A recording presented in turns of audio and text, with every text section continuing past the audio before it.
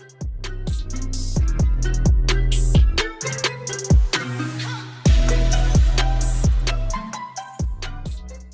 everyone, Eric with Rockin H. I'm with Aaron Hoffmiester. He has made the award-winning Tri State Commodities layout that you're all familiar with, or if you haven't seen it.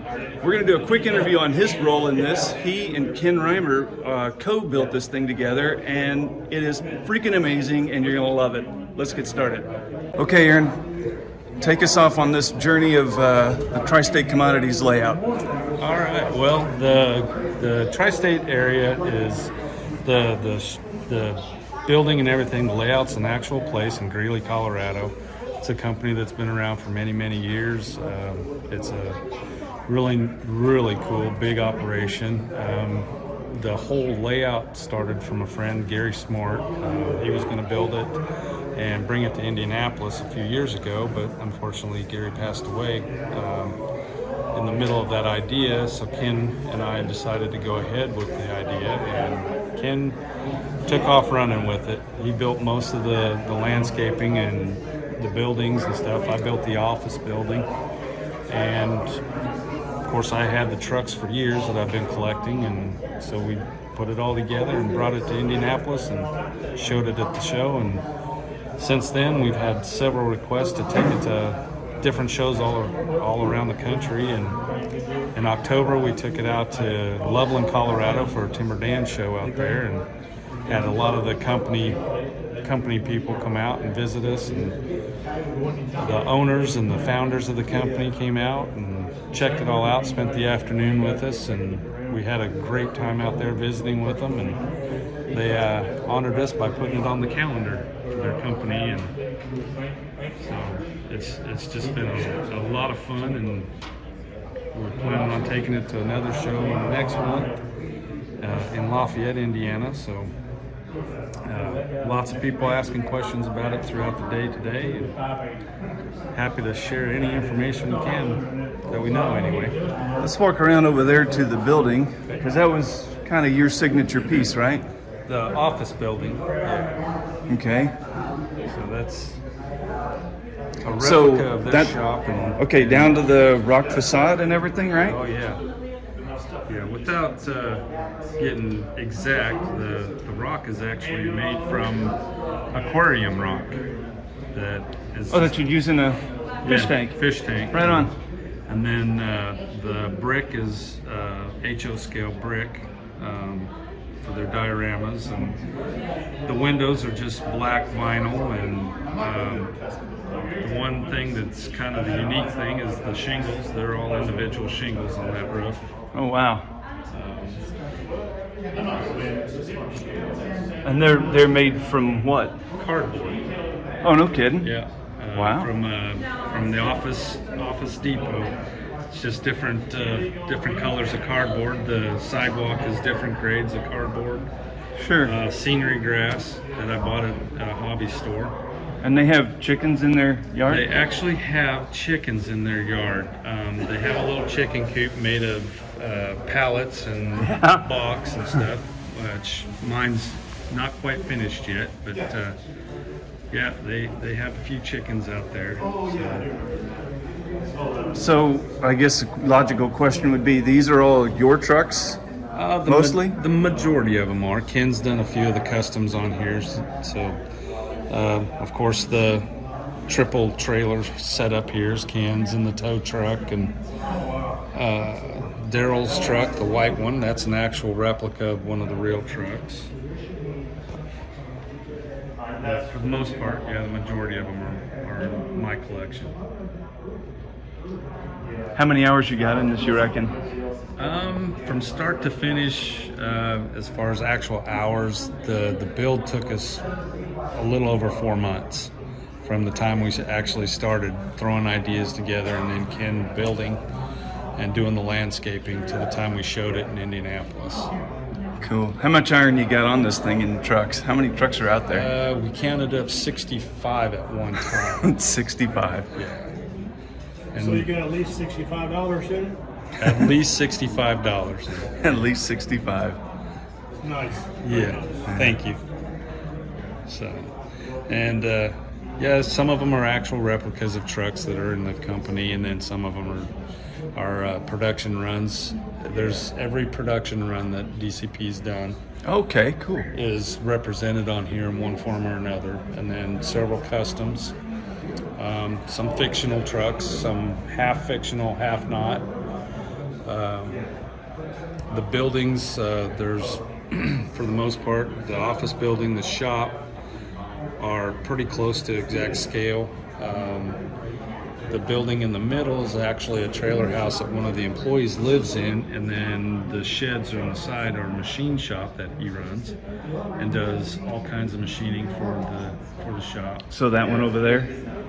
Just these right Oh, here. just these here. The little shed off the back of the shop is their oil shed and storage bin and stuff like that. Sure. For all the tools and mechanics and stuff. And then the big shop at the back is what they call their toy box. Okay. That's where they park their show truck when it's not running, and a few other fun toys that the family has. It's pretty cool. Explain to me that over there, because I had to have you explain this when I was in Indianapolis with you.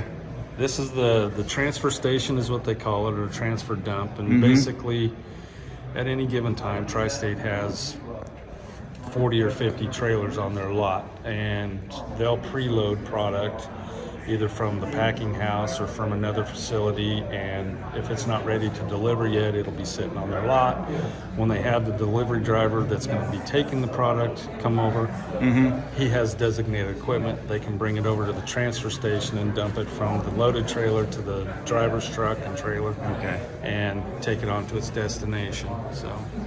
And this is basically what you would see on their site, correct? And they've said to us that they actually do this daily. And Ken did a very, very good job of replicating the actual dump site. And this is a 2-inch styrofoam board, and then more styrofoam board underneath. It's on 2 4x8 sheets of plywood for the base, and then the pink 2-inch styrofoam board.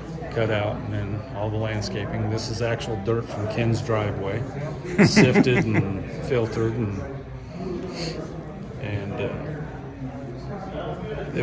the fun part about the transfer dump, when we went out and visited in October, we spent Friday just walking around their place, and they actually were doing a transfer while we were there. It was so awesome. I mean, Ken was 10 feet off the ground. He was so thrilled. It's pretty cool. For the detail that he got into this thing, strictly by Google Earth and Google Maps and stuff, is amazing. For have never been out there. I grew up in eastern Colorado, been by this place 1,000 times, and I was absolutely amazed by the detail that he picked up and just what little information he had. So that was pretty awesome. Yeah. Well, if you have any questions, make sure you leave them in the comments, and if Aaron doesn't answer it, I certainly will. Yeah, absolutely. All Thanks. questions are welcome. All right, thanks a lot, Aaron. Hey, you bet. Thanks, Eric. Okay, so you just heard from Aaron about the great-looking display. Now we're going to talk to the other part of the display, which is Ken Reimer. And he did a lot of the work as far as the mechanics and the building of the display, and he's going to tell you about what he has done to this, and we'll get going on that. You ready? Yeah. Okay, Ken, so you're responsible for a lot of this, right? The diorama. The diorama, yeah. So where do you want to start on this? We talked about the buildings already and how those came about, and then we talked about down here with the transfer. So tell us how you started with the rest of this. Okay, well, basically off of Google Earth and a lot of photographs. I had never been to Greeley before. Right. And never been to, obviously, Tri State Commodities. So I knew they had from Google Earth, I knew they had a dry riverbed running here. So right here? And quite a bluff or a cliff. And that's one thing that I did a mistake on. That bluff is actually about 3 times as high as what I have it here, about 40 feet. 40 feet from the bottom of the riverbed up to the plateau where the terminal is. Okay. And but that would have taken an awful lot of foam, and so I'm actually not too bad about how it turned out with it this height. But that lent itself well to the transfer dump there, which I only learned just this last week that is a old existing trench silo, which anyone from the West knows, a trench silo for storing ensilage. Yeah. And they had the trench silo, and then they just built the bridge. Yeah, over they the built top that. of it. Okay, cool. Cool. And then this is all, and we spoke about this previously, but this is 2-inch foam board. Yes. And then over a 1/2-inch plywood, And then- 3/8-inch plywood. it Okay. is. And then you just gouged this out and then used. Yeah, with a gouge, with anything that would gouge, a knife, a special foam gouge, and just gouged it out kind of randomly, making it match as close to the Google Earth and the photos as I could. Right. And it's all kind of green. Greeley is in the Front Range area where it's not all that often green. It's pretty dry. But it is for a couple, 3 weeks in the spring, it's green like it would be here. So I guess we could say that this takes place in the spring time of the year here. Okay, and then this would be woodland scenics, different colored. Yes, grasses and, Yeah. and weeds and tumbleweed type stuff, and just kind of randomly scattered about there, and some alkali type soil, which was just a white powder that I found at the Woodland Scenics place. Just a lot of that is a dry climate type of plant. Yeah, And I would have liked to have done static grass and make it tall a little bit as Right. opposed to just being flat, but the actual yard is kind of like this. Yeah, actual it's kind pretty of- arid there, so Yeah. you wouldn't see a lot of tall grasses necessarily. And then all the dirt came from your driveway, right? From a field there. We live out on a farm. We don't farm, but we live on a farm. And Yeah. so I went out to the field where there was fine dirt and took my wife's flour sifter with her permission and Good call. ran that all through the flour sifter. And so that's Indiana farm ground right there. I Okay. wish I'd have done it with Colorado farm ground. Right, but right. Indiana farm ground, it all works out pretty much the same. So what did you use to attach the soil and all the grasses and everything to? So a little bit of a mixture between diluted Elmer's glue and scenic cement. So Okay. with a roller or a paintbrush, I spread a layer of glue out, and then flour sifted the dirt onto it, or the Okay. green grass, And then- thin scenic cement, spray it onto there. Okay. To hold it down. And then over here, so you basically hand make this out. It looks like foam board, and then that would be HO or That's not? HO scale Ladder? It's actually O scale. O scale ladder. Lent itself exactly to the size that I wanted on that one. Okay. A lot of it is HO, but that particular thing is. And then it's a 1/4-inch plywood there for the bridge abutments Okay, okay. and the bridge top. And then it looks like styrene back there for the fence on the other side of the truck. Yes. Okay, cool. And then let's see, the telephone poles. Nice detail there. I mean, you got the guy wires and the whole 9 yards on that, and the insulators on the other side. That was a difficult thing because, again, I was only working off of Google Earth on that, and I had a hard time telling where the power line went. So it's not exactly right, but two things happened here today. A lineman from a power company came and said, "Oh, the power lines are built just right with the transformers and the Yeah. wires and everything." He said that was just about right, so I was happy to hear that. I thought maybe I'd kind of messed it up, but the power line runs kind of across the property like that over to the transfer station, and then it actually shouldn't go out to the west there. That is west over there. Okay, It kind of okay. ends over here and comes off to the south instead of to the west. But that's a small detail, I guess. Yeah. Well, it looks really cool. So the poles came from what? Train? Those are trains. Okay. And And then the wire? the wire is just thread. I was going to use Oh. aircraft safety wire because I'm an aircraft mechanic, but that was proved impossible to run that many wires through there. And they have about that many wires on the actual power lines that run through their lot. Okay. And so I ended up just using a silver thread, which seems to look pretty good, I thought. I kind of thought it might be thread, but it looks really great. And I wanted a kind of a bigger power pole than normal because that is exactly what they have there on the yard, not just a regular roadside power pole. They're pretty tall.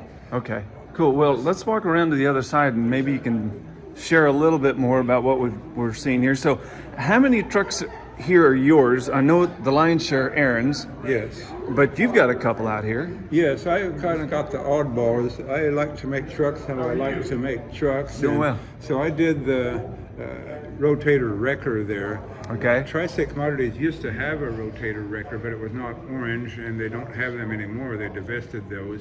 And but I like that rotator, and I like Tri State, so I combined them. And so that's their not being as a real truck for the company. And then you did the white one, the white Peterbilt over that's there. Daryl Rathman, a driver for Tri State Commodities. They actually have that truck. They bought it and then painted the paint on the truck was very good, so they didn't paint it all orange and repaint the whole truck. They just added the stripes, and that thing just hit my fancy right there. I love that truck. Daryl Rathman drives it, and beautiful truck in my opinion, even though it does not match the rest of their fleet. Right. And they have several that don't match the rest of the fleet. The black one over there is another one that they have there. And that's a truck that they found with the exact specs that they wanted, but it was black. So again, good paint job. They didn't want to spend the money for taking off good paint, so they just put the orange on it, and it's a kind of a one-off truck for them. Okay. And they have one other one, maybe several others, I'm not sure, but they have these all orange ones. Oh, sure. In recent years, about 2 years ago, 3 years ago, Greg Shoup, the owner, got some good deals on 389s, and so they have, and that's where I kind of come in. 389s is what I really like. I like the W900s, but the 389s is what I'm all about. So I love to make the Tri State 389s, and so that's a special painted.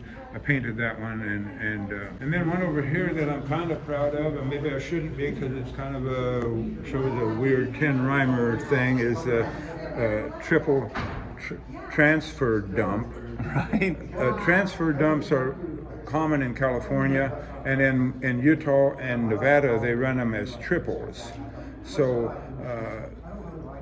DCP came out with a transfer dump in the last couple of years for the national show in Indianapolis, and so I took one of those and took the Kenworth off of it and put a 389 on it. Sure. And then put the Tri State Commodities decals on it, even though Tri State owns no truck like that. Right. There again, I like triple transfers, and then I just combined it with my interest in Tri State Commodities. Aaron Hoffmiester did the office, so that's to me that's kind of the crown jewel of the whole display.